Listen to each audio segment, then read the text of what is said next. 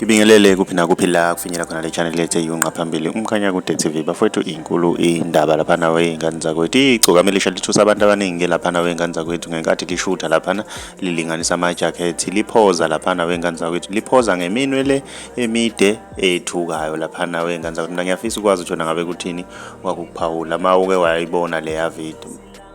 Uma sihlabela phambili laphana umthandeni laphana wengane zakwethu uvezile ukuthi kuthulekile endimeni kaMaskandi laphana wengane zakwethu. Uthe laphana nize nibatshele bonke laba abangisukelayo ukuthi nginolaka kabi bazongithola kahle kwazise ngintandane. Mina ngiyafisa ukwazi ukuthi wena ngabe kuthini okwakuphala. Ubese shutha ke laphana imbongi yakhe laphana umphako iqimbile laphana wengane zakwethu. Wathi kulonyaka bayaqimba ke kulonyaka.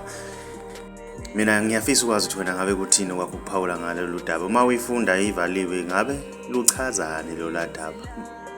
Uma umusha ngiyacela wenze okulungile ucinze subscribe ucinze nebell ukuze uzothola ama notification njalo masipost.